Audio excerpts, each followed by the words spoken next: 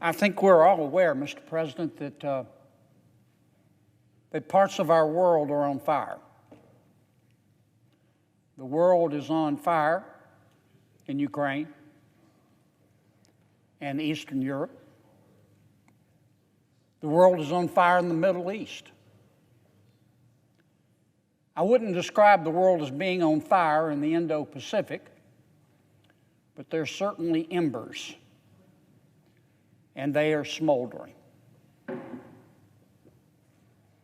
And I think it's clear to most Americans, Mr. President, that President Xi in China, President Putin in Russia, and the Ayatollah in Iran are working together. And their objective is to have Russia dominate Central and Eastern Europe, to have the Ayatollah in Iran dominate the Middle East. The Ayatollah, of course, has funded and supports Hamas. There's no cause in the world, none, that can justify what Hamas did to the innocent people of Israel. The people of Hamas are so evil they will kill you and drink your blood out of a boot. And President Xi and President Putin and the Ayatollah in Iran are just fine with that.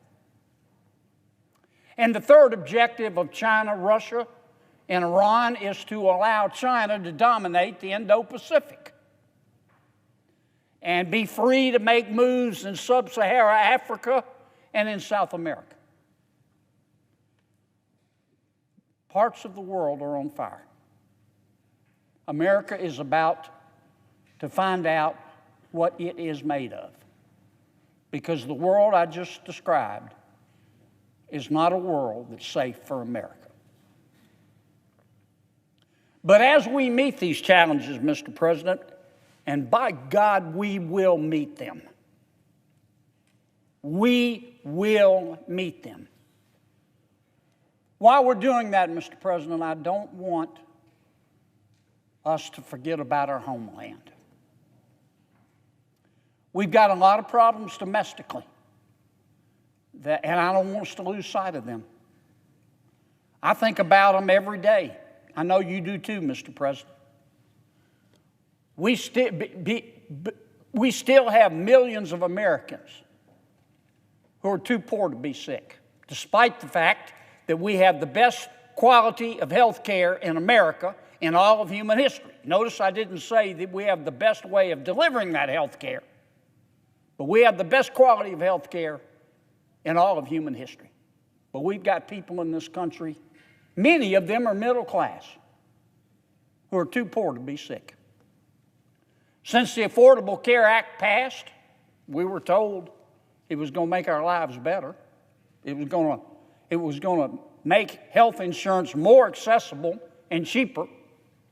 Since the Affordable Health Care Act has passed, health insurance premiums have tripled. We also know domestically, Mr. President, that our border is an open, bleeding wound. It is an open, bleeding wound. And it isn't within the power of this Congress to fix that. But none of those domestic problems that I just described, and I could continue with others, as I know you could too, Mr. President, is hurting the American people as much as President Biden's inflation. Not a single one. President Biden's inflation is gutting the American people like a fish. It is a cancer on the American dream. In my state alone, in Louisiana, we're not a wealthy state.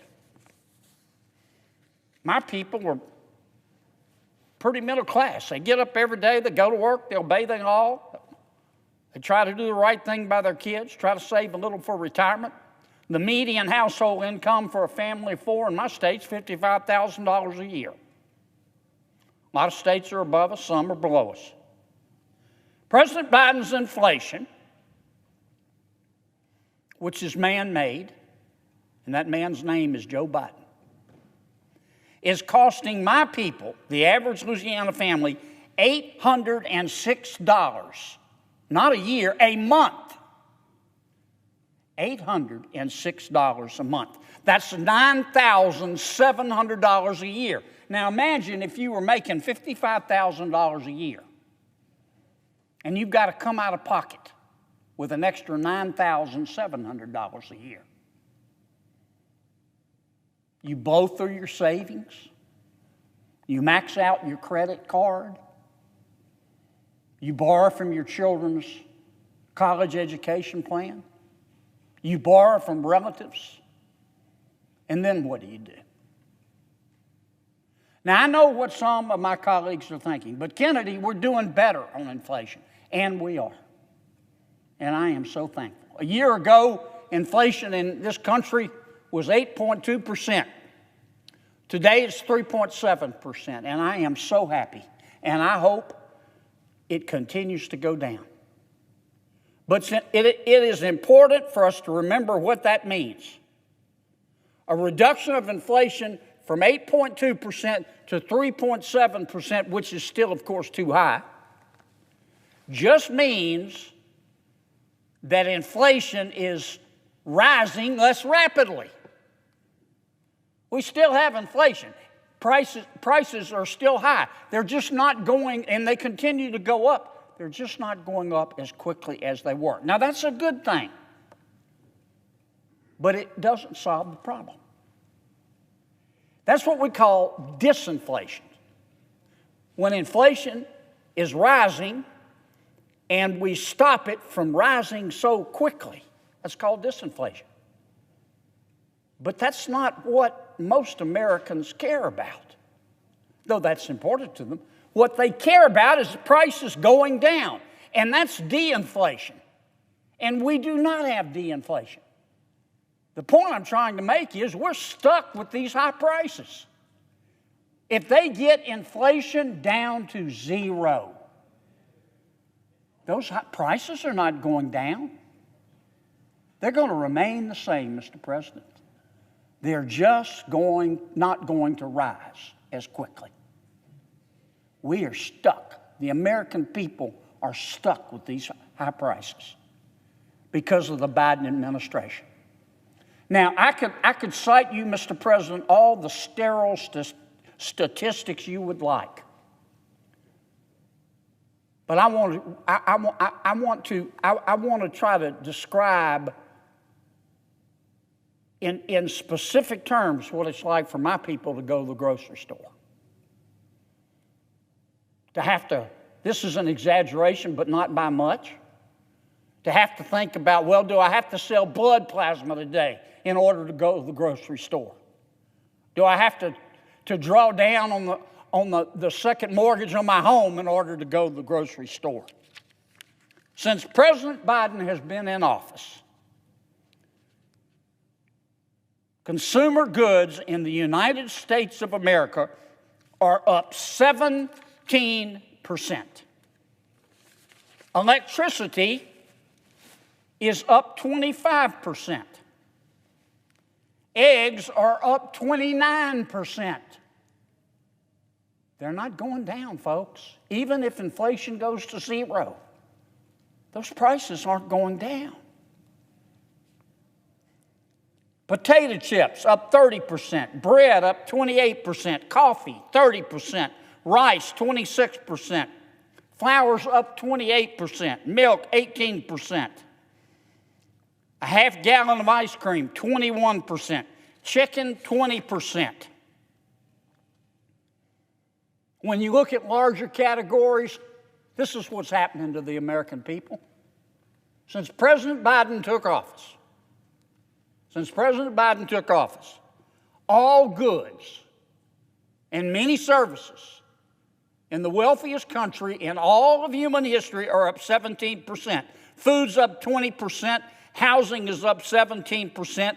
Clothing is up 12%. Used cars and trucks are up 25%. New cars and trucks are up 20%. And mortgage rates are up 174%.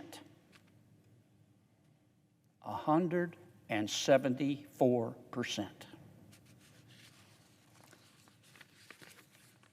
Now, some may be saying, well, but wages are going up too. Thank goodness. In some cases, wages have gone up. But the average wage of the average American has gone down after inflation. You don't look, the appropriate way to look at wage increases is not to look at the raw or the aggregate increase. It's looking at the increase after inflation.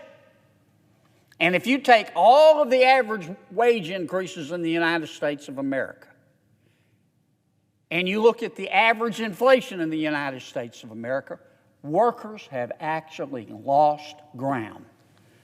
Workers today, in November of 2023, are actually making less per hour after inflation than they were of February 2021.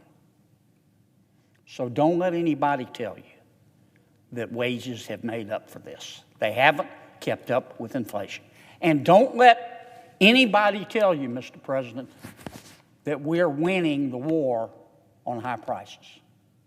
We are getting inflation down. No thanks to the Biden administration and, quite frankly, the United States Congress. That's thanks to the Federal Reserve. They have tightened interest rates, which has hurt a lot of people.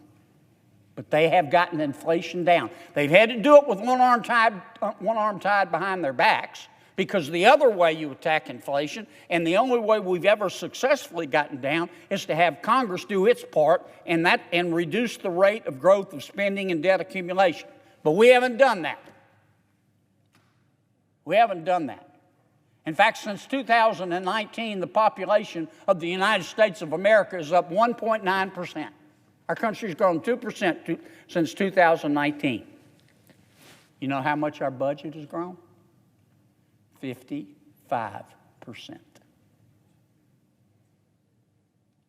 This inflation is man-made, and the man's name is Joe Biden. And we need to address it.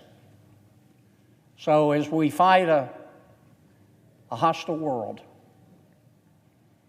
which day by day is becoming less safe for the American people, I don't want us to lose sight, Mr. President, of another problem, an equally important problem, that is stealing the American dream, and is called President Biden's inflation. Mr. President, I suggest the absence of a quorum.